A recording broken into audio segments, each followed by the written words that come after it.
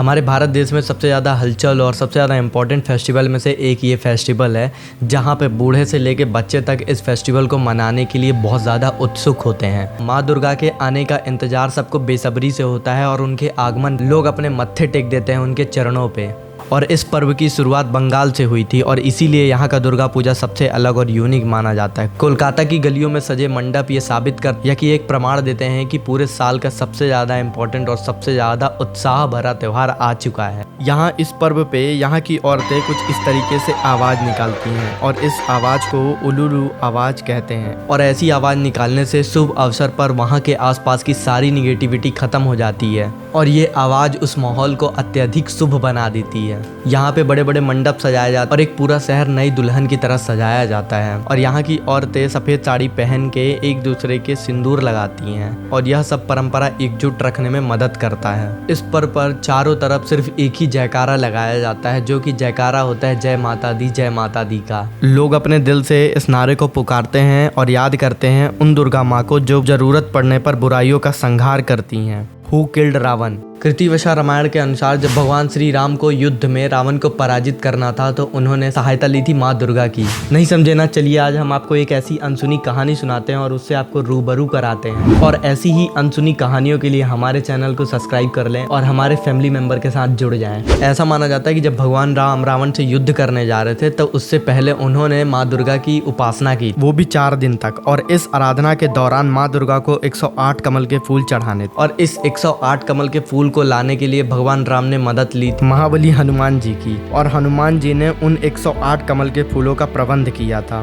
देखा जाए तो वो 108 कमल के फूल अत्यधिक सुंदर और सबसे ज़्यादा यूनिक थे और हनुमान जी ने इकट्ठा करके राम भगवान के सामने समर्पित कर दिया था। तो माँ दुर्गा इतना जल्दी नहीं मानने वाली थी, या कह सकते हैं कि इतना जल्दी प्रसन्न नहीं होने वाली थी, तो उन्होंने 108वां फूल जो था उसको गायब कर दिया था और वो श्री राम की परीक्षा लेना चाहती थी। लाख प्रयास या लाख कोशिशों के बाद भी वो गुमा हुआ 108वां कमल का फूल माँ दुर्गा को समर्पित नहीं कर पाया था। फिर उन्होंने एक निर्णय लिया कि क्यों ना 108वां कमल के फूल की जगह मैं अपनी आंखों को समर्पित कर दूं। जैसे ही उन्होंने अपने कमान से एक तीर निकाली तभी देखा कि माँ दुर्गा उनके सामने प्रकट हो गई थी और तभी से माँ दुर्गा उनकी तपस्या से प्रसन्न होकर उनके तीर में विराजमान हो गई और माँ दुर्गा का आशीर्वाद लेके भगवान श्री राम रावण के साथ युद्ध के लिए उतरे।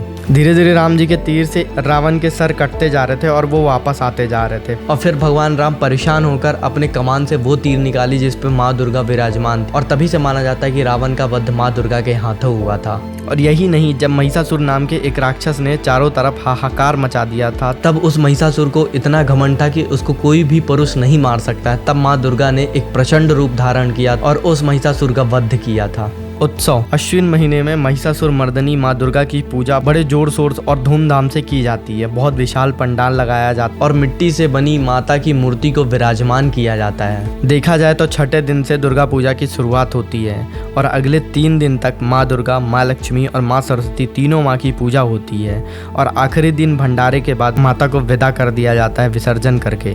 वेस्ट बंगाल, वहाँ के लोग मानते हैं कि माँ दुर्गा असल में 9 दिनों के लिए अपने मायके आती हैं और फिर 10वें दिन अपने ससुराल चली जाती हैं और यही वजह से इस त्यौहार को बड़े उल्लास के साथ मनाया जाता है ताकि जो माँ दुर्गा अपने मायके आई हैं उनकी सेवा में कोई कमी ना रह जाए। पूरे शहर को सजा दिया जाता है और 9 दिन ऐसी हलचल होती है कि सारे हिंदू धर्म के लोग उस हलचल में अपने आप को डुबा देते हैं। देखा जाए तो हम इस पावन अवसर पर हम शक्ति की पूजा कर, वो शक्ति की जो सरस्वती के रूप में रचना भी कर सकती है और दुर्गा माँ बनकर विनाश भी। और इन 9 दिनों में माँ दुर्गा के अलग अलग 9 रूपों की पूजा की जाती है। तो अगर आपको ऐसी अनसुनी कहानियाँ सुनने में इंटरेस्ट है या फिर आपको अच्छी लगी है ऐसी अनसुनी कहानियाँ, तो प्लीज़ आप ऐसी अनसुनी कहानियों से हमें अवेयर करें कमेंट करके और हमें बताएं कौन सी और कहानियाँ हो सकती। तो जिन भी कहानियों को आप चाहते होंगे कि हम आपको सुनाएं या बताएं, वो कहानियों को आप कमेंट बॉक्स में ज़रूर टाइप करके जाइएगा। मिलते हैं हम अगली वीडियो में, तब तक राधे राधे।